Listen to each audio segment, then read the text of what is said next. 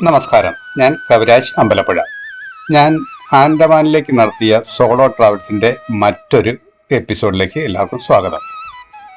നമ്മുടെ ആൻഡമാൻ ദ്വീപുകളിലെ ജനവാസമില്ലാത്ത ഒരു ദ്വീപാണ് ഈ റോസ് ഐലൻഡ്. ഇതിനെ ചിലപ്പോൾ നീൽ ദ്വീപ് എന്ന വിളിപ്പേരിലും അറിയപ്പെടുന്നുണ്ട്. ഇന്ത്യൻ യൂണിയൻ ടെറിട്ടറിയായ ആൻഡമാൻ നിക്കോബാർ ദ്വീപുകളുടെ ഭാഗമായ തെക്കൻ ആൻഡമാൻ അഡ്മിനിസ്ട്രേറ്റീവ് ജില്ലയിൽപ്പെടുന്നതാണ് ഈ ദ്വീപ്. തുറമുഖത്ത് നിന്നും ഏകദേശം 40 കിലോമീറ്റർ വടക്ക് കിഴക്കാണ് ദ്വീപ് സ്ഥിതി ചെയ്യുന്നത്. തുറമുഖം എന്ന് പറഞ്ഞാൽ പോർട്ട് ബ്ലെയർ തുറമുഖത്ത് നിന്നും. റോസ് ദ്വീപ് സന്ദർശിക്കുന്നതിനുള്ള ഏറ്റവും നല്ല കാര്യങ്ങളിൽ ഒന്ന് അതുമായി ബന്ധപ്പെട്ട് കിടക്കുന്ന ചരിത്ര സത്യങ്ങളാണ്. ആൻഡമാൻ അധിനിവേശത്തിന് ശേഷമുള്ള ബ്രിട്ടീഷുകാരുടെ ആഡംബര ജീവിതം കാണിക്കുന്ന ഇന്ത്യയിലെ ഏറ്റവും പഴക്കം ചെന്ന ചില ബ്രിട്ടീഷ് ജാപ്പാനീസ് നിർമ്മിതികളിൽ ചിലത് ഈ ദ്വീപിൽ ഇപ്പോഴും അവശേഷിക്കുന്നുണ്ട്. നമ്മൾ ഇപ്പോൾ കണ്ടുകൊണ്ട് ആയിരിക്കുന്നതാണ് ദ്വീപ് റോസ് ഐലൻഡ്. അതിൻ്റെ പേര് മാറ്റിക്കഴിഞ്ഞ് ഇപ്പോൾ നേതാജി സുഭാഷ് ചന്ദ്രബോസ് ദ്വീപ് എന്ന പേരിലാണ് അറിയപ്പെടുന്നത്. അതിൻ്റെ ചരിത്രങ്ങൾ ഞാൻ പിന്നീട് പറഞ്ഞു തരാം. ഞങ്ങൾ 10 പേര് കൊള്ളുന്ന ഒരു ബോട്ടിലാണ് അങ്ങോട്ടേക്ക് യാത്ര ചെയ്തത്. കഴിഞ്ഞ 2-3 ദിവസമായിട്ട് കടൽ ശോഭിച്ചിരുന്നതിനാൽ ഞാൻ പലപ്പോഴും വന്നിട്ടും ഇങ്ങോട്ട് യാത്ര ചെയ്യാൻ പറ്റിയില്ല. പക്ഷേ ഇന്നത്തെ കടൽ വളരെ ശാന്തമായതിനാൽ ഞങ്ങൾ എല്ലാവരും കൂടി ഇന്നിവിടെ എത്തി. ദ്വീപിൽ കയറി കഴിഞ്ഞപ്പോൾ തന്നെ കണ്ട കാഴ്ച അതിമനോഹരമായ കാഴ്ചയാണ് കണ്ടത്. ഒരിക്കലും ഇത് പ്രതീക്ഷിച്ചില്ല, ഇങ്ങനൊരു കാഴ്ച കാണാൻ പറ്റും എന്ന് പ്രതീക്ഷിച്ചതേയില്ല. ഒരു അത്ഭുത ലോകത്ത് ചെന്ന് പെട്ട പോലെ ആയിപ്പോയി. മാനുകളുടെ ഒരു കൂട്ടം, അതും വളരെ ഇണങ്ങി മനുഷ്യരുമായിട്ട് വളരെ ഇണങ്ങി ജീവിക്കുന്ന മാനുകളുമായിട്ടുള്ള കൂട്ടം. ഇതിന് പ്രധാനമായിട്ട് കൊടുക്കുന്ന വിസിറ്റേഴ്സും അല്ല ഈ ദ്വീപ് സന്ദർശിക്കുന്നവർ ഇതിന് ആഹാരമായി കൊടുക്കുന്ന ബ്രെഡാണ്. ഇവിടെ ഒരു അഡ്മിനിസ്ട്രേറ്റീവ് ഓഫീസുണ്ട്, അവിടെ നമുക്ക് ബ്രെഡ് ഒക്കെ കിട്ടും. അത് വാങ്ങിച്ച് ഇതിന് കൊടുക്കാവുന്നതാണ്. ഞങ്ങൾ പലരും അതിനുവേണ്ടി തുനിഞ്ഞ് അതിനുവേണ്ടി മുതിരുകയും ചെയ്തു. ഞാനും വാങ്ങി അതിന് കുറച്ച് കൊടുത്തു. അതിമനോഹരമായൊരു കാഴ്ച. പലർക്കും അതിന് അടുത്ത് എല്ലാം പോലും പേടിയായിരുന്നു. പക്ഷെ അതിനെ നിയന്ത്രിക്കുന്ന ഒരു ജീവനക്കാരി അവിടെ ഉണ്ടായിരുന്നു. അവർ പ്രത്യേകം പറയുന്നുണ്ടായിരുന്നു അതിൻ്റെ മുൻപിൽ ചെന്നിട്ട് മുഖം കുനിക്കരുത്, കാരണം അതിൻ്റെ കൊമ്പ് കൊണ്ട് നമുക്ക് മുറിവുകളുണ്ടാകാൻ സാധ്യതയുണ്ട്. അതുകൊണ്ട് കഴിയുന്നതും അതിനെ കൊമ്പുകളുള്ളതിനെ അകറ്റി നിർത്തുകയും അതിൻ്റെ മുമ്പിൽ കുഞ്ഞു നിൽക്കാതിരിക്കുകയും പ്രത്യേകം ശ്രദ്ധിക്കണം. അവർ ഒരു വടിയുമായിട്ടാണ് അതിനെ പലപ്പോഴും നിയന്ത്രിച്ച് കണ്ടത്. പല വന്യമൃഗ സംരക്ഷണ കേന്ദ്രങ്ങളിലും ഞാൻ ഈ മാനുകളെ കണ്ടിട്ടുണ്ട്. പക്ഷെ ദൂരെ നിന്ന് വളരെ ആകാംക്ഷയോടുകൂടി കണ്ട് തൃപ്തിയടയാനേ സാധിച്ചിട്ടുള്ളൂ. ഇത്രയും മനുഷ്യരുമായിട്ട് ബന്ധപ്പെട്ട് അടുത്ത് ഇടപഴകുന്നത് ആദ്യമായിട്ടാണ് അനുഭവിക്കുന്നത്. ബ്രെഡുകൾ വാങ്ങിച്ച് ഞാൻ എല്ലാത്തിനും കൊടുത്തിട്ടുണ്ടായിരുന്നു. എത്ര സ്നേഹത്തോടും പരിചയത്തോടും കൂടിയാണ് നമ്മുടെ അടുത്ത് ഇരിക്കുന്നത്. അപ്രതീക്ഷിതമായി കിട്ടിയ ഈ സൗഭാഗ്യം ഞാൻ വേണ്ടിടത്തോളം ആസ്വദിച്ചു. ഒപ്പം എൻ്റെ കൂടെ ഉണ്ടായിരുന്ന ഒരു സഹയാത്രികനോട് അത് ചിത്രീകരിക്കാനും ആവശ്യപ്പെട്ടു. അവർ അത് ചിത്രീകരിച്ച് തരികയും ചെയ്തു. അതിനുശേഷം ബാക്കിയുള്ള ഭാഗങ്ങൾ കാണാൻ വേണ്ടി ഞാൻ വെളിയിലേക്ക് ഇറങ്ങി. ഇതാണ് നമ്മൾ വെളിയിലേക്ക് ഇറങ്ങുന്ന പോർട്ടിൽ നിന്ന് നമ്മൾ വെളിയിലേക്ക് ഇറങ്ങുകയാണ്. പോർട്ടെന്ന് പറയാൻ മാത്രമില്ല, ജെട്ടി എന്ന് മാത്രം പറഞ്ഞാൽ മതി. അത്തരത്തിലുള്ള സൗകര്യങ്ങളും മറ്റേ ഉണ്ട്. വെളിയിൽ ഇറങ്ങിയപ്പോഴും അത്ഭുതങ്ങളിൽ അത്ഭുതം. വീണ്ടും മാനുകളുടെ ഒരു കൂട്ടം തന്നെയായിരുന്നു. ഇവിടെ ചെറിയ വണ്ടികളുണ്ട്, 5 പേർക്ക് ഇരിക്കാവുന്ന ചെറിയ വണ്ടികളുണ്ട്. ആ വണ്ടിയിൽ ചെറിയ നിശ്ചിത ഫീസുണ്ട്. ആ ഫീസ് കൊടുക്കുകയാണെങ്കിൽ ഈ റോസ് ഐലൻഡിന്റെ ഈ ഒരു ഭാഗത്ത് നിന്നും മറുഭാഗം വരെ നമ്മളെ കൊണ്ടുപോയി കാര്യങ്ങൾ കാണിച്ച് വിശദീകരിച്ച് തരാൻ വേണ്ടി ഒരു ഗൈഡ് വരും. ഞങ്ങൾ അത് സെലക്ട് ചെയ്തു. അതിനുശേഷം ആ വണ്ടി ഞങ്ങൾ യാത്രയായി. 2018 இந்த ஐலண்டோட பேர் மாத்திட்டாங்க, நேதாஜி சுபாஷ் சந்திர போஸ் ஐலண்ட். நேதாஜி சுபாஷ் சந்திர போஸ் 1940 லெஃப்ட் சைடுல உடைஞ்சு போன பில்டிங் வந்து பிரிட்டிஷ் டைம்ல ஒரு பிரிண்டிங் பிரஸ், நியூஸ் பேப்பர் அச்சகமா இருந்துச்சு. பேஜோட பேர் வந்து டெய்லி டா இங்கிலீஷ் ஒன். அதுக்கு பக்கத்துல ஒரு பவர் ஹவுஸ் பில்டிங்.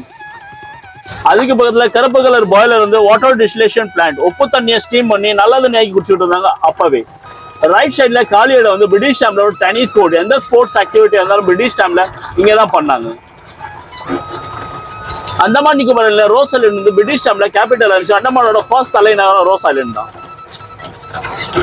ரைட் சைட்ல மக்கள் வாழ்ந்த குடியிருப்பகுதி, அதுக்கு பக்கத்துல ஒரு போஸ்ட் ஆஃபீஸ். எல்லாமே எர்த்குவேக்ல டெமாலிஷ் ஆயிடுச்சு 1941. നമുക്ക് റോസ് ഐലൻഡിൽ താമസിക്കാമോ എന്ന് ചോദിച്ചാൽ അവിടെ താമസ സൗകര്യം യാതൊന്നും തന്നെ ഇല്ല. സന്ദർശകർ യാത്ര പൂർത്തിയാക്കി ദ്വീപ് വിട്ട് പോർട്ട് ബ്ലെയറിലേക്ക് പോകണം. ആൻഡമാൻ നിക്കോബാർ ദ്വീപുകളുടെ ചരിത്രപരമായ പ്രാധാന്യവും നേതാജി സുഭാഷ് ചന്ദ്രബോസിന്റെ സ്മരണയും കണക്കിലെടുത്ത് 2018 ഈ ദ്വീപ് സന്ദർശിച്ച നമ്മുടെ പ്രധാനമന്ത്രി ഈ ദ്വീപുകളെ നേതാജി സുഭാഷ് ചന്ദ്രബോസ് ദ്വീപ് എന്ന് പുനർനാമകരണം ചെയ്തു. 1941 ഈ ദ്വീപ് ഒരു വലിയ ഭൂകമ്പത്തിലൂടെ കടന്നുപോയി. അതിന്റെ ഫലമായി ദ്വീപ് ഉപേക്ഷിക്കപ്പെട്ട നിലയിലായിരുന്നു. എന്നാൽ 1942 ജാപ്പാനീസ് സർക്കാർ ഇത് ഏറ്റെടുക്കുന്നത് വരെ ബ്രിട്ടീഷ് ഭരണത്തിന്റെ കീഴിലായിരുന്നു ഈ ദ്വീപ്. 1869 ആണ് ബ്രിട്ടീഷുകാർ ഈ ദ്വീപുകൾ ഔപചാരികമായി കൈവശപ്പെടുത്തിയത്. 1870 അവർ കമോർട്ടിയയിൽ ഒരു പാനൽ സെറ്റിൽമെന്റ് സ്ഥാപിക്കുകയും ചെയ്തു. അത് പിന്നീട് 1888 അടയ്ക്കുകയും ചെയ്തു. പക്ഷെ അതിനു മുൻപായിട്ട് തന്നെ 1871 ആൻഡമാൻ നിക്കോബാർ ദ്വീപുകളുടെ ചീഫ് കമ്മീഷണർ ഈ ദ്വീപുകളെ ഉൾപ്പെടുത്തിക്കൊണ്ട് ഭരണപരമായ പല ക്രമീകരണങ്ങളും ഉണ്ടാക്കി. ബ്രിട്ടീഷ് ഭരണത്തിന്റെ കൊടുമ്പിരിക്കാലത്ത് ആൻഡമാൻ നിക്കോബാർ ദ്വീപുകളുടെ തലസ്ഥാനമായിട്ടാണ് ഈ ദ്വീപിനെ അറിയപ്പെട്ടിരുന്നത്, ഈ റോസ് ഐലൻഡ് അറിയപ്പെട്ടിരുന്നത്. അവരുടെ പല ഓഫീസുകളുടെ ശേഷിക്കുന്ന അസ്ഥമഞ്ജരങ്ങളാണ് നമ്മളിപ്പോൾ ഇരുവശത്തും കണ്ടുകൊണ്ടിരിക്കുന്നത്. അവരുടെ ഓഫീസുകൾ അവർ ഭരണം വിട്ടു പോയതിനു ശേഷം ഇവിടെ മറ്റ് ക്രമീകരണങ്ങൾ നടത്തുകയോ മറ്റെന്തെങ്കിലും പുനർനിർമ്മിതിയോ നടത്തിയിട്ടില്ല. ഇന്ത്യ ഗവൺമെന്റ് ചെയ്തിട്ടില്ല നമ്മുടെ സ്വാതന്ത്ര്യത്തിന് ശേഷം. അതെല്ലാം അതുപോലെ തന്നെ അതേ സ്മാരകമായിട്ട് തന്നെ അവരുടെ കിരാത ഭരണത്തിന്റെ സാക്ഷികളായിട്ട് ഇന്നും നിലനിൽക്കുന്നു. ഇതിപ്പോൾ ടൂറിസ്റ്റുകൾക്ക് വേണ്ടി മാത്രം തുറന്നു കൊടുത്തിരിക്കുന്ന സ്ഥലമാണിത്. പല രാജ്യങ്ങളിൽ നിന്നും ലോകത്തിന്റെ നാനാഭാഗങ്ങളിൽ നിന്നും ടൂറിസ്റ്റുകൾ ഇവിടെ വരുന്നുണ്ട്. അവർക്ക് കേവലം മണിക്കൂറുകൾ കൊണ്ട് മാത്രം ചുറ്റിക്കറങ്ങാവുന്ന വിസ്തൃതി മാത്രമേ ഈ ഐലൻഡിനുള്ളൂ. മുൻപ് ചരിത്രപരമായി നോക്കുകയാണെങ്കിൽ വളരെ മനോഹരമായിട്ടുള്ള ഒരു സ്ഥലമായിരുന്നു ഇത്. ഐലൻഡിൽ ഞങ്ങളെയും വഹിച്ചുകൊണ്ട് വന്ന വാഹനം ഒരു ഭാഗം വരെ എത്തുകയുള്ളൂ. അതിനുശേഷം വാഹനം ഇട്ട് കടത്തിവിടില്ല. അതിനുള്ള മാർഗവും ഇല്ലായിരുന്നു, വഴിയുമില്ല, റോഡില്ല.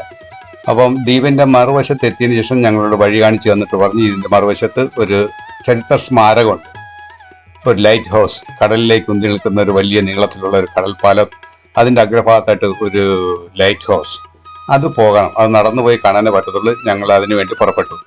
എൻ്റെ കൂടെ തന്നെ മറ്റൊരു ഫാമിലി ഉണ്ടായിരുന്നു. ഞങ്ങൾ വണ്ടിയിൽ വന്ന് ആ ഫാമിലി ഞങ്ങളുടെ കൂടെ ഉണ്ടായിരുന്നു. ഇതിൽ കയറിയപ്പോൾ എനിക്ക് ചെറുതായിട്ട് ഭയമൊക്കെ തോന്നി. കാരണം തിരമാലകൾ ആ രണ്ട് സൈഡിൽ നിന്ന് അടിക്കുന്നുണ്ടായിരുന്നു.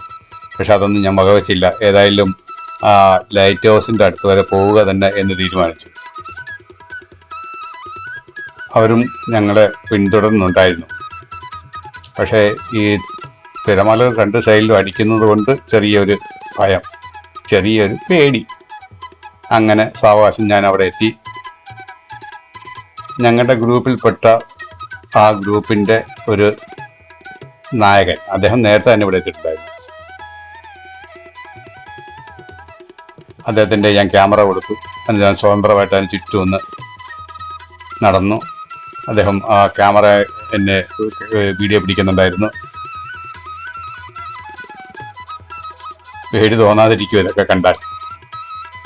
പക്ഷേ ഇതൊക്കെ ഒരു ത്രില്ലായിട്ട് ഞാൻ എടുത്തു.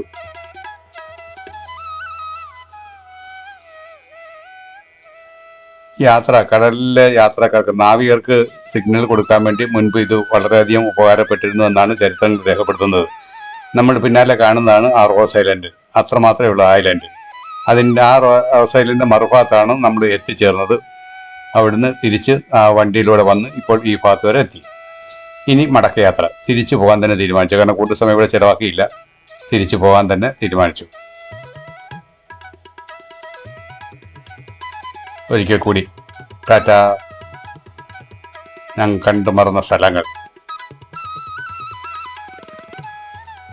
പോകുന്ന വഴിക്ക് ഒരു ഒറ്റയാൻ കുഞ്ഞിനെ കണ്ടു. ഇവിടെ ഇതിൻ്റെ തറവാടാന്ന് തോന്നുന്നില്ല. എവിടെ നോക്കിയാലും മാൻകുഞ്ഞുങ്ങളെ കാണാം.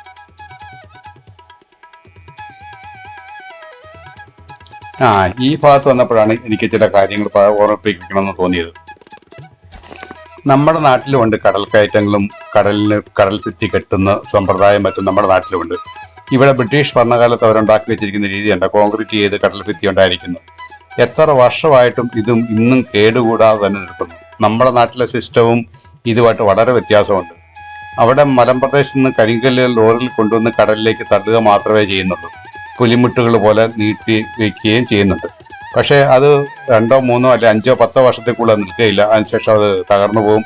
അതിനോടൊപ്പം തന്നെ വീണ്ടും കല്ലുകൾ കൊണ്ടിടേണ്ടി വരുന്നുണ്ട്. യാതൊരു പ്രയോജനം ഇല്ലാത്ത ജോലിയാണ് ഇത്. കണ്ട ബ്രിട്ടീഷുകാർ ചെയ്തു വെച്ചിരിക്കുന്ന കണ്ട, അവരൊരിക്കൽ ചെയ്ത് തന്നെ എത്ര വർഷം നീണ്ടു നിൽക്കുമോ. ഈ കാര്യങ്ങൾ നമുക്കൊന്ന് ആവർത്തിച്ചാൽ എന്താ? നമ്മുടെ രാജ്യം തന്നെ ഇത്, എങ്കിലും നമുക്ക് കേരളത്തിൽ ഇതൊന്നും ആവർത്തിക്കാവുന്നതേ ഉള്ളൂ. തിരിച്ചുള്ള ഞങ്ങളുടെ യാത്രയായിരുന്നു അതിനേക്കാൾ ബഹുരസം. രാവിലെ വന്നപ്പോഴത്തേക്ക് കടലുകൾ വലിയ കുഴപ്പങ്ങളൊന്നും ഇല്ലായിരുന്നുകൊണ്ടാണ് ഇത് വന്നത്. ഉച്ച കഴിഞ്ഞപ്പോഴത്തേക്ക് കടലിൻ്റെ രൂപവും മാറി, ഭാവവും മാറി. തിരിച്ചു പോകാതിരിക്കാൻ പറ്റത്തില്ല. വളരെ ഭയപ്പെട്ടാണ്, വളരെ കഷ്ടപ്പെട്ടാണ് ഈ ബോട്ടിലേക്ക് ഞങ്ങൾ കയറിയത്. ഇതിനകത്ത് വലിയ പ്രിക്കോഷൻസ് ഒന്നും ഇല്ല, ആകപ്പാടുള്ള ലൈഫ് ജാക്കറ്റ് മാത്രമാണ്. പക്ഷേ ഇതിൻ്റെ ഡ്രൈവ് ചെയ്യുന്നവർക്ക് ഇത് പരിചയസമ്പന്നരാണ്. അവർക്ക് യാതൊരു ഭയപ്പാടും ഉണ്ടായിരുന്നില്ല.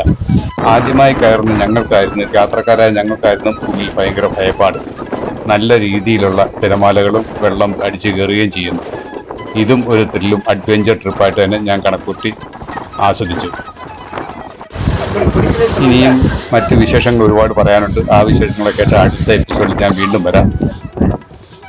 ഇതിൻ്റെ സമാപന എപ്പിസോഡായിട്ട് വീണ്ടും ഞാൻ വരാം. അതുവരെ എല്ലാവർക്കും നല്ലത് വരട്ടെ, നന്മ വരട്ടെ. തൽക്കാലം ഞാൻ ഇതാ.